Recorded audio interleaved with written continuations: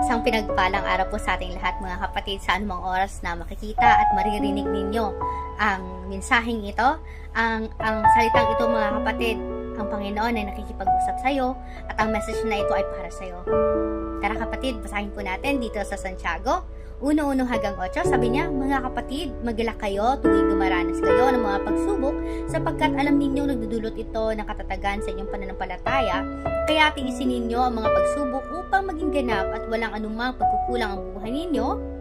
Kung mayroon mang pagkukulang sa inyo sa karunungan, humingi sa Diyos at ibibigay ito sa Kanya ng walang pagmamaramot at panunumbat.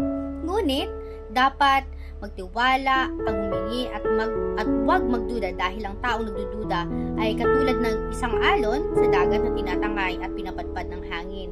Ang ganitong tao ay hindi dapat umasa na may matanggap mula sa Panginoon dahil nagdadalawang isip siya at walang katiyakan ang ginagawa niya.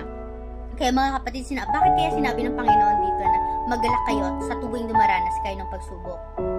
Magalak tayo, i-embrace natin kung ano man yung mga pagsubok natin. Alam nyo kapatid, pag malagpasan ninyo ang mga pagsubok na yan mga kapatid, tatatag tayo, tumatatag tayo, pinagtitibay tayo, pinapatibay tayo ng mga pagsubok sa buhay natin. Kaya i-enjoy natin yung mga kapatid kasi sinabi ng Panginoon dapat i-enjoy natin. Magalak tayo sa mga pagsubok na meron sa atin dahil in real talk tayo mga kapatid. Real talk tayo. What if mamatay tayo, diba?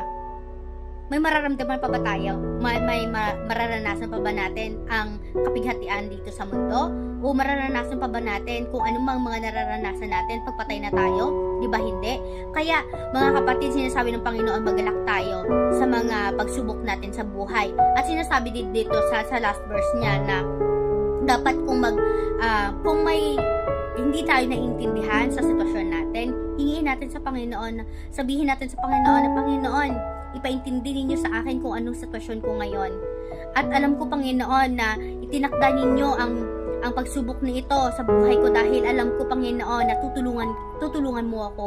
At sinabi din ng Panginoon, kung tayo ay magtitiwala sa Kanya at maniniwala sa Kanya, huwag tayo magduda sa Kanya. Huwag tayo magdadalawang isip na hindi tayo tulungan ng Panginoon. Alam ng Panginoon ang mga pinagdadaanan natin mga kapatid. At alam ninyo kapatid, ang Panginoon ay nariyan lamang mga kapatid. Huwag tayo umasa sa kakayahan natin. Umasa tayo sa Panginoon dahil ang Panginoon hindi ka pa ipinanganak, sabi ng Jeremiah 1:5. Hindi pa tayo ipinanganak sa mundong ibabaw mga kapatid. Kilala na tayo ng Panginoon. Kaya magtiwala tayo sa Panginoon. Huwag tayo magduda sa kakayahan ng Panginoon. Bakit? Hindi natin kayang huminga sa